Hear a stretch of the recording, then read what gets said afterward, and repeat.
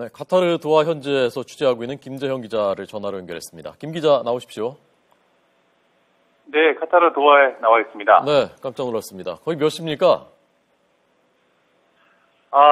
이곳이 지금 한국과 시차가 6시간 저희가 그 도하가 늦으니까요. 한국 시간 지금 오후 한 2시를 좀 넘어섰을 텐데요. 여기는 오전 9시를 조금 넘어섰습니다. 예, 소리가 오가는데 시간이 조금씩 걸리고 있습니다. 우리가 이번에 붙었던 준결승에서 붙었던 카타르가 굉장히 강팀으로 평가됐던 팀이라면서요? 네, 그렇습니다. 카타르는 원래 아시아 중동에서도 이제 복병으로 꼽혀왔던 팀이었는데요. 2022년 월드컵 개최와 함께 국가 차원에서 전략적으로 이제 젊은 선수들을 육성해왔습니다. 유럽으로 어린 나이부터 선수들을 보내서 이제 키워왔고요. 그 선수들이 성장을 한 게 지금 바로 현재 카타르 대표팀입니다. 19세 이하 대표팀 당시에도 이제 아시아 대회에서 우승을 차지하기도 했었고요. 이번 대회에서 보여준 전력만 놓고 보더라도 8강, 4강까지 최다 득점을 일단 기록을 했었고요. 그리고 경기력, 또 경기 내용이나 결과 모두 굉장히 인상적인 경기를 펼쳐서 사실 4강전을 앞두고 쉽지 않은 상대, 자칫 잘못하면 좋지 않은 결과가 나올 수 있다라는 우려까지 나올 정도였습니다. 네. 어제 우리 팀이 전술이 그동안 못 보던 전술이었다고 하는데 어떤 작전이 주요한 겁니까? 네, 어제 이제 쉽게 말씀드리면 전반은 일단 카타르에 말씀드린 공격력을 차단하기 위해 수비 중심의 축구를 펼쳤고요. 후반에 이제 승부수를 띄웠는데 전반 수비 중심의 축구 그 전술의 핵심이 바로 3백 전술이었습니다. 수비수 3명을 태우는 전술인데요. 보통 일반적으로 축구에서는 이제 4백이라고 해서 수비수 4명을 태우는데 이럴 경우는 양쪽 측면 수비수들이 이제 공격에 가담하기 때문에 후방에 수비수 2명이 남게 됩니다. 예. 하지만 이제 3백 전술은 수비수 3명이 후방에 모두 남아있기 때문에 수비 중심의 이제 전술이라고 불리는데요. 이 전술을 어제 이 신태용 감독이 처음으로 사용을 했습니다. 근데 재밌는 점은 사실 신태용 감독 출범 이후 우리 대표팀이 3백 전술을 쓴 게 어제가 처음이었어요. 그래서 그렇군요. 이제 그 축구협회 관계자에게 물어보니까 사실 축구에서 이 수비 전술을 갑자기 바꾼다는 건 쉽지 않은 일입니다. 보통 한 몇 개월 정도의 시간이 걸리고 조직력이 이제 핵심이기 때문에 시간이 어느 정도 소요되는 그런 상황이었는데 그 4강전 앞두고 딱 한 번 공식 훈련에서 이 3백 전술을 맞춰봤다고 합니다. 그런데도 어제 경기에서 굉장히 오랜 기간 손발을 맞춰온 것처럼 수비 조직력이 굉장히 인상적이었고요. 그런 수비력을 앞세워 전반은 잘 지켰고 후반에 띄운 공격 축구가 결국 먹히면서 카타르를 3대1로 물리쳤습니다. 예, 좀 장한 일입니다. 우리가 8번 올림픽 연속 본선 진출했고 이게 세계적으로 처음 있는 일이라면서요? 네, 그렇습니다. 사실 올림픽은 월드컵과 좀 다른데요. 월드컵은 32개 나라가 출전을 해서 이제 문호가 넓은데 올림픽은 그렇지 않습니다. 예전에는 16개 나라가 출전을 했고요. 지금은 이제 24개 나라가 출전을 하고 있는데 아시아 같은 경우는 지난 대회까지 3.5장이었고요. 이번 대회부터는 이제 석장으로 줄었습니다. 근데 우리나라가 이제 88년 대회는 이제 개최국 자격으로 출전을 했었죠. 당시 그 88년 서울 대회를 시작으로 해서 지금까지 8회 연속 올림픽 본선행을 확정했는데요.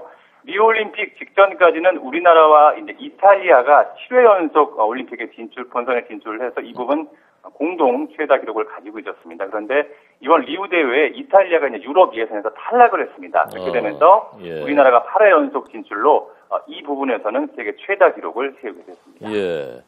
신태용 감독 지금 가까이서 취재를 하고 계신데 사실 이 전 경기까지만 해도 좀 불안하지 않느냐라는 얘기들도 있었지 않습니까? 가까이서 보시기에 신태용 감독의 연습을 어떻게 평가하셨습니까?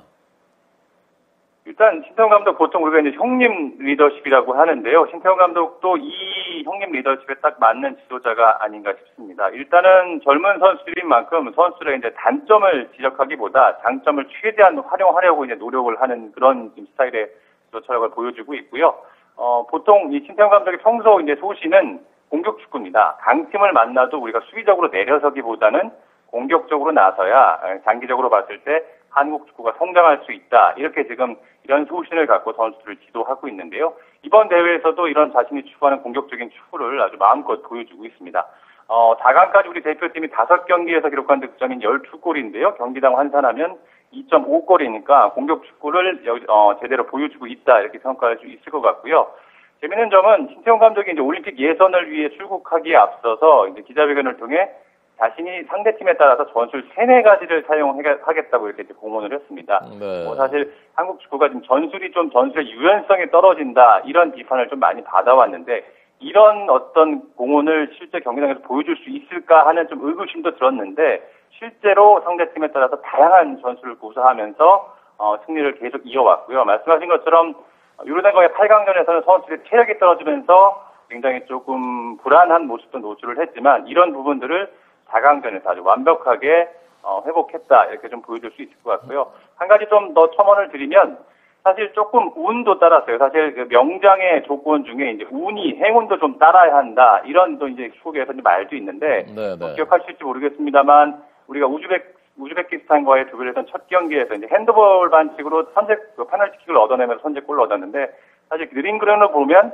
페널티킥을 주지 않아도 되는 그런 상황이었고요. 두 번째는 우리가 이제 8강에서 이 D조에 호주가 올라오지 않을까 예상을 했는데 사실 호주는 유럽형 축구를 하기 때문에 우리에게는 그렇게 만만한 좀 어려운 상대라고 할 수 있었거든요. 근데 다행히 요르단이 올라온 것도 우리에게는 어느 정도 행운이었고요. 마지막으로 요르단전에서 사실 요르단이 동점골이 나왔었는데 이게 오심성 오프사이드 판정으로 나오면서 우리가 4강까지 올라오는 이런 행운도 이제 겹치면서 신태용 감독이 어떻게 보면 젊은 명장의 바늘에 올라섰다 이렇게 좀 평가할 수 있을 것 같습니다. 어제 신태용 감독에게 제가 그 전술을 3-4가지 보여주겠다고 했는데 실제로 많이 보여줬고 앞으로 남은 한 경기에서 더 보여줄 게 있냐라고 이렇게 질문을 했는데 재밌는 답변을 남겼습니다. 한번 보시죠. 상대팀에 따라서 우리가 전술 전략을 바꿀 수도 있다. 그렇게 얘기를 했습니다. 그래서 3-4가지를 충분히 준비했는데 오늘까지 치면 한 5개를 보여준 것 같아요. 네. 자, 카타르 도하 현지에서 취재하고 있는 김재형 기자에게 듣고 있습니다. 마지막으로요. 결승 상대가 또 일본입니다. 이게 잘 된 건지 뭐 부담스러운 건지 모르겠습니다만은 한일전 얘기 마지막으로 좀 해주시죠. 네. 그 한일전은 뭐 설명이 필요 없는 경기죠. 이제 한국 시각으로는 오늘 30일 밤 11시 45분 결승에서 우리나라와 이제 일본이 격돌하는데요. 먼저 우리 대표팀의 막내이면서 간판 공격수인데 황희찬 선수의 한일전 각오부터 듣고 짧게 좀 설명을 드렸으면 합니다. 한번 들어보시죠. 예.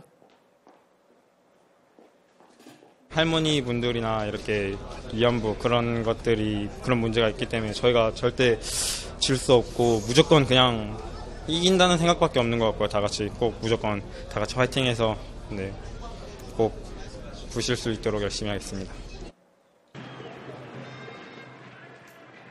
김 기자? 네, 뭐 일본 들으셨겠지만 사실 일본이 이번 대회 굉장히 인상적인 경기력을 보여주고 있는데요. 아주 막내 황희찬 선수가 아주 개념 있는 그런 인터뷰를 좀 보이지 않나 싶고요. 일본 같은 경우 지금 4강까지 12골을 기록하고 있습니다. 특히 자메이카 출신 혼혈 선수인데요. 스즈키 무사시 선수가 굉장히 스피드와 개인기가 뛰어나기 때문에 우리로서는 굉장히 이 선수를 꼭 잡아야 할 것으로 예상이 되고요. 올림픽 대표팀과 역대 전적을 보면 6승 4무 4패로 우리가 근소하게 앞서고 있고요. 최근 2경기에선 우리나라가 모두 이겼습니다. 앞서 말씀하신 것처럼 사실 이게 일본이 결승에 올라오면서 조금 잘 됐나 이게 잘 된 건가 좀 싶기도 한데 신태용 감독은 좀 이런 말을 남겼습니다. 내신 일본이 준결승에서 이라크를 꺾고 올라오기를 원했다. 진검승부를 한번 펼쳐보겠다라는 이런 말을 남겼는데요. 일단 오늘은 대표팀 훈련 없이 휴식을 취할 예정이고요. 이후 남은 기간 일본전 필승 해법을 마련할 계획입니다. 네, 알겠습니다. 지금까지 도하에서 YTN 김재형입니다. 예, 김재형 기자 고맙습니다.